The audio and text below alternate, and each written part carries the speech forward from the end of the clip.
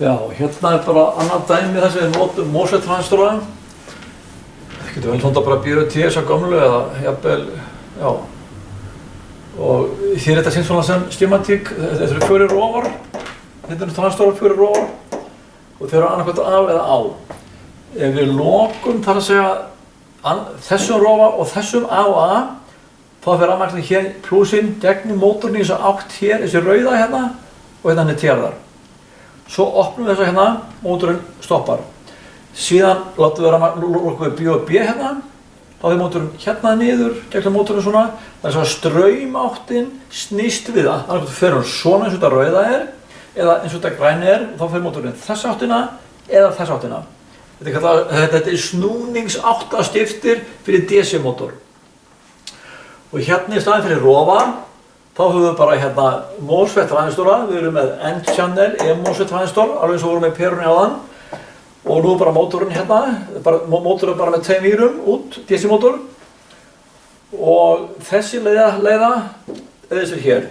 Við gateinn hérna, þetta er drain hérna, source hérna og gateið hér. Gateinn tengjum við til jarðar bæði með svona vír, venjulega. Síðan færum við annan vírinn hingað í plúsinn og þá opnum við fyrir þessa 2 hér og svo förum við til jarðar aftur og svo setjum við hinn hérna, gateinn hérna í plús og þá opnum við fyrir rafmagnið hér. Þannig að snúningsáttastiftir með 4 MOSFET-transistorum og síðan prófa að taka gateinn frá, láta það fljóta og koma með rafsvið til að prófa eins og á með peruna á. Hörru, kíkjum á þetta.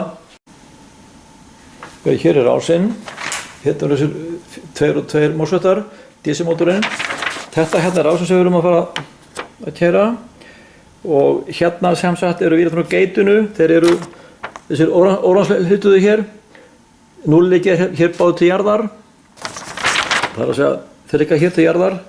Og svo losum við það og förum við það hérna í plúsinn til að fá hann til að snúast. Ok?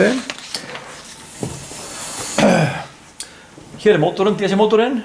Hann er bara með 2 vírum hérna og tekið hérna gate úr öðru til með hérna vinna með hérna og fyrir hann að stað hérna og nú stýrt ég til jarðar, þá stoppar hann, tek hinn hérna og setur hann í jörðina, nei í plúsinn og þá fyrir hann í hinn áttina.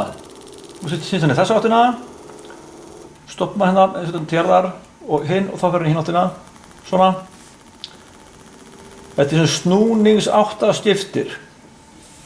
Og nú ætlum við að prófa ganni, bara því þetta er field effect transistor, að taka hérna hann gateið hérna, svona, og setja hann á stað, svona, og nú komum við aftur með skóhornið hérna, að þessu hér, og athugum hvort að við getum núna hægt á honum með rafsviðinu. Já, þetta er myndavélina fjær. Kemur hérna skotið hérna að, sjáu þið, og hann stoppar. Þau frá fyrir að staða aftur.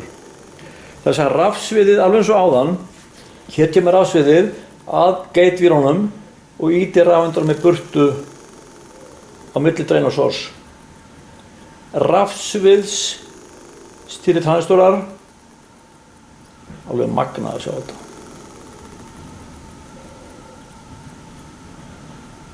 Það var hægt. Sjáðu, sko. Getum stýrt hraðanum með því að færa skotinu upp og niður. Ok?